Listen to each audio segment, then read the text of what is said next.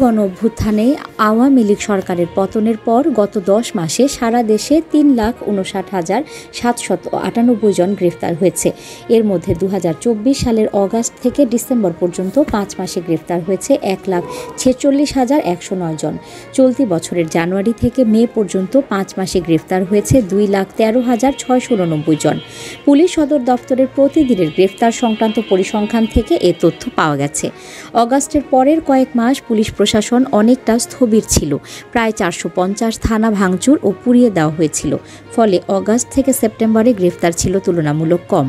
এরপর সারা দেশে বিভিন্ন বাহিনীর গ্রেফতার বাড়তে থাকে। পুলিশ বাহিনীও আস্তে আস্তে গুছিয়ে উঠতে শুরু করে। গ্রেফতারের পরিসংখ্যানে তার প্রভাব দেখা যায়। প্রথম 5 মাসের তুলনায় পরের 5 মাসে গ্রেফতারের সংখ্যা প্রায় দ্বিগুণ হয়ে যায়। এই প্রতিবেদনে সাধারণ মামলা এবং জুলাই অভ্যুত্থান সংশ্লিষ্ট মামলার আসামিদের আলাদাভাবে চিহ্নিত করা হয়নি। এখানে সার্বিক গ্রেফতারের হিসাব স্থান পেয়েছে। এর মধ্যে কত মানুষ জামিন পেয়েছে একক কোনো সূত্র থেকে সে তথ্য পাওয়া যায়নি। তবে কারাগার সংশ্লিষ্ট সূত্রগুলো জানায় সারা দেশে কারাগারের সংখ্যা 69। এসব কারাগারে বন্দি ধারণ ক্ষমতা 42,887 জন, আর বর্তমানে বন্দি আছে 73,006 জন। তাদের মধ্যে পুরুষ 70,417 এবং নারী 2,589 জন। এর বাইরে কিশোর সংশোধনাগারে কিছু বন্দি থাকে। কারা অধিদপ্তরের সহকারী মহাপরিদর্শক জান্নাতুল ফরহাদ বলেন, প্রতিদিন কারাগারে নতুন করে ঢোকা বন্দি এবং জামিনে মুক্ত হওয়া ব্যক্তির সংখ্যা সাধারণত কাছাকাছি থাকে। সর্বশেষ 29 মে 2,553 জন কারাগারগুলো থেকে জামিনে বের হয়েছেন। সেদিন 1,832 জন নতুন বন্দি কারাগারে ঢুকেছেন। তিনি বলেন, কারাগারে ধারণ ক্ষমতার চেয়ে বেশি বন্দি থাকলেও তাদের স্থান সংকুলানে সমস্যা হচ্ছে না। প্রাপ্ত পরিসংখ্যান বিশ্লেষণ করে দেখা গেছে, মে মাসে গ্রেফতার হয়েছে সর্বোচ্চ 45,208 জন। গড়ে প্রতিদিন গ্রেফতার 1,458।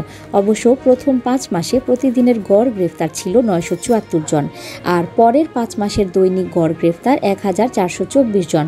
পুলিশ সদর দপ্তরের হিসাবে স্বাভাবিক সময়ে দেশে দৈনিক গড় গ্রেফতার 1,000-এর কাছাকাছি, মাসে 30,000-এর মতো। বর্তমানে বিশেষ কোনো নাম দিয়ে অভিযান না চললেও গ্রেফতারের ব্যাপারে আইন শৃঙ্খলা রক্ষাকারী বাহিনী বেশ তৎপর। এর মধ্যে রাজনৈতিক দল, বিশেষ করে কার্যক্রম নিষিদ্ধ আওয়ামী লীগের নেতাকর্মীদের গ্রেফতারের খবর বেশি পাওয়া যাচ্ছে। আবার মব সৃষ্টি, হামলা, ভাঙচুর, দখল, চাঁদাবাজির প্রকাশ্য ও আলোচিত ঘটনাগুলোর ক্ষেত্রে গ্রেফতারের তথ্য বেশ কম। চলতি বছরের 8 ফেব্রুয়ারি থেকে 1 মার্চ পর্যন্ত সব আইন শৃঙ্খলা রক্ষাকারী বাহিনীর সমন্বয়ে অপারেশন ডেভিল হান্ট শুরু হয়। 21 দিনে সারা দেশে 32,031 জনকে গ্রেফতার করা হয়। এর মধ্যে ডেভিল হান্ট অভিযানে গ্রেফতার হয় 12,500 জন। অন্যান্য বাহিনীর অভিযানে 19,531 জনকে গ্রেফতার করা হয়।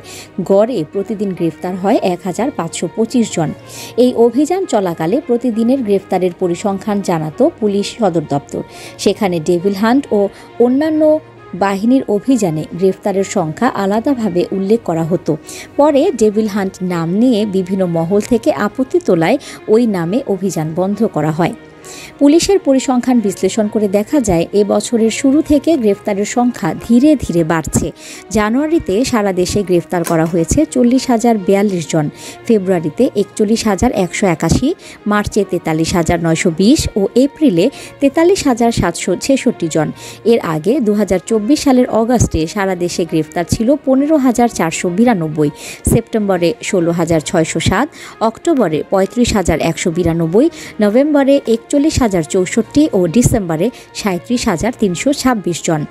পুলিশের একজন কর্মকর্তা বলেন, স্বাভাবিক অবস্থায় সাধারণত গড়ে প্রতিদিন যে সংখ্যায় গ্রেফতার হতো এখন তার চেয়ে বেশি হচ্ছে। স্বাভাবিক সময় গড়ে দিনে সারা দেশে 1,000-এর কম বেশি গ্রেফতার হতো।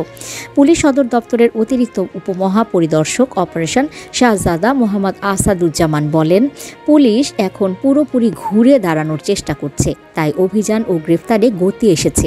আওয়ামী লীগের কার্যক্রম নিষিদ্ধ হওয়ার পর তাদের নেতাকর্মী ও সমর্থকরা কোথায় কী ধরনের অ্যাক্টিভিটির সঙ্গে যুক্ত তার উপর বাড়তি নজর থাকছে। ঝটিকা মিছিল বের করার পর তারা ফেসবুকে পোস্ট করে, এর সূত্র ধরে তাদের আইনের আওতায় আনা হচ্ছে। অপরাধ বিশেষজ্ঞ ও ঢাকা বিশ্ববিদ্যালয়ের শিক্ষক ডক্টর তৌহিদুল হক বলেন, সুনির্দিষ্টভাবে যারা বিভিন্ন ধরনের অপরাধে যুক্ত তাদের গ্রেফতার করতে হবে। সারা দেশ কেন এক মোহাম্মদপুর এলাকা 10 মাসে স্বাভাবিক করা যায়নি? সমাজে সমাজে শান্তি শৃঙ্খলা ফেরাতে গ্রেফতারের সংখ্যা বড় বিষয় নয়। চুরি, ডাকাতি, ছিনতাই সহ বিশৃঙ্খলা তৈরি সহ বিভিন্ন অপরাধে যারা যুক্ত তারা ধরা পড়ছে কিনা সেটি গুরুত্বপূর্ণ। তিনি বলেন, আমরা এখনও দেখছি মব সৃষ্টি করে কারো কারো কাছ থেকে বৈধতা পাওয়া যাচ্ছে। যদি অভিযান বা গ্রেফতার শুধু রাজনৈতিক দৃষ্টিকোণ থেকে হয় তাহলে সামগ্রিকভাবে তা পরিস্থিতি উন্নতিতে কোনো কাজে আসে না। কারাগারের চিত্র সারা দেশের ৫৭টি কারাগার থেকে বন্দীদের তথ্য সংগ্রহ করেছে। তাতে দেখা যায় অধিকাংশ কারাগারের ধারণ ক্ষমতার বেশি বন্দী আছে। কোনো কোনো কারাগারের ধারণ ক্ষমতার দ্বিগুণ, ৩ গুণ বন্দী। ব্যতিক্রম শুধু ২টি কারাগার, সিলেট ও মেহেরপুর, যেখানে ধারণ ক্ষমতার চেয়ে কম বন্দী আছে। সিলেট কারাগারে ধারণ ক্ষমতা ৩,২৫৮, বন্দী আছেন ২,০২০। মেহেরপুরে ৩৫০ ধারণ ক্ষমতার বিপরীতে আছেন ২৮২ জন। ঢাকা কেন্দ্রীয় কারাগারের senior jail super Suraiya Akter বলেন, কারাগারে বন্দি ধারণ ক্ষমতা ৪,৫৯০ জন, তবে সাম্প্রতিক মাসগুলোয় গড়ে ৮,০০০-এর মতো বন্দি থাকছেন। সর্বশেষ গত শনিবার এই সংখ্যা ছিল ৮,২০০। তিনি বলেন, সেপ্টেম্বরে আমি দায়িত্ব নেওয়ার সময় এখানে ৫,৫০০ থেকে ৬,০০০ বন্দি ছিলেন। পরে তা বেড়ে যায়। প্রতিদিন ১৫০ থেকে ২০০ জন নতুন বন্দি কারাগারে যুক্ত হন। প্রায় সমান সংখ্যক জামিনে মুক্ত হন। চট্টগ্রাম কেন্দ্রীয় কারাগারের জেল সুপার ইকবাল হোসেন বলেন, চট্টগ্রাম কারাগারে বন্দির ধারণ ক্ষমতা ২,২৪৯ জনের, এখন আছে ৫,৫০০-এর মতো। প্রতিদিন গড়ে ১০০ জনের জামিননামা আসে, আর নতুন বন্দি ঢোকে গড়ে ১০০-রও বেশি। রাজনৈতিক চাপ বাড়লে গ্রেফতার বাড়ে।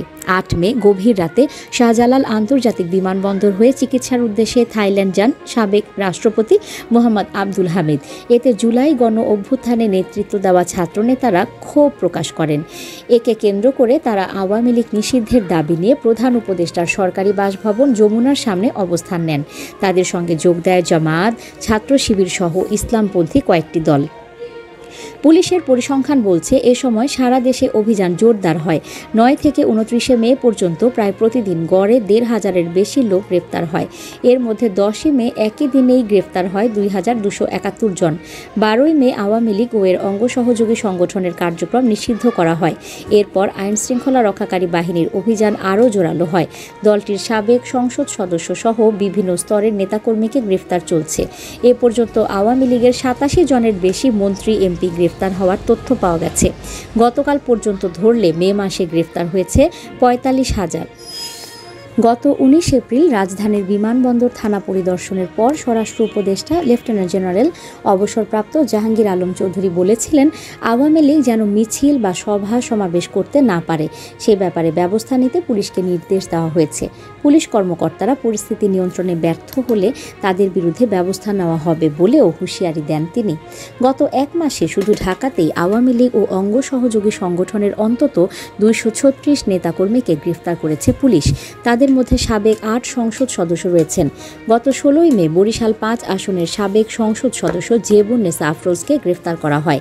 এর আগে ১৪ মে ময়মনসিংহ ১ ভালুকা আসনের সাবেক সাংসদ কাজেম উদ্দিন আহমেদ ধনু, ১২ মে মানিকগঞ্জ ২ আসনের সাবেক সাংসদ শিল্পী মমতাজ বেগম, ১০ মে সুনামগঞ্জের সংরক্ষিত আসনের সাবেক সাংসদ শামীমা আক্তার খানম ওরফে শামীমা শাহরিয়ার, ৯ মে কুমিল্লার সংরক্ষিত আসনের সাবেক সাংসদ সেলিনা ইসলাম, ৬ মে বাগেরহাট ৪ আসনের সাবেক সাংসদ আমিরুল আলম মিলন, ২৭ এপ্রিল কক্সবাজার ১ আসনের সাবেক সাংসদ জাফর আলম ও ২০ এপ্রিল ঢাকা ৫ আসনের সাবেক সাংসদ মনিরুল ইসলাম মনুকে গ্রেফতার করে পুলিশ। গত ৯ মে রাতভর সমর্থকদের পাহারার পর সকালে নারায়ণগঞ্জ সিটি কর্পোরেশনের সাবেক মেয়র সেলিনা হায়াত আইভিকে নিজ বাসা থেকে গ্রেফতার করা হয়। এ সময় পুলিশের সঙ্গে আইভির সমর্থকদের সংঘর্ষ হয়। সেনা অভিযানে গ্রেফতার ১৪,২৬৬। ঢাকা সেনানিবাসে ২৬ মে এক সংবাদ সম্মেলনে জানানো হয়, গত ৪০ দিনে সেনাবাহিনী ২৪১টি অবৈধ অস্ত্র ও ৭০৯ রাউন্ড গোলাবারুদ উদ্ধার করেছে। গত আগস্ট থেকে এ পর্যন্ত সর্বমোট ৯,৬১১টি অবৈধ অস্ত্র ও ২,৮৫,৭৬১ রাউন্ড গোলাবারুদ উদ্ধার করা হয়। এছাড়া গত ১ মাসে বিভিন্ন ধরনের অপরাধের সঙ্গে সম্পৃক্ত মোট ১,৯৬৯ জনকে গ্রেফতার করা হয়। অগাস্টের পর থেকে এ পর্যন্ত ১৪,২৬৬ জন গ্রেফতার হয়েছে সেনাবাহিনীর হাতে। নিউজ ডেস্ক, সংযুক্ত।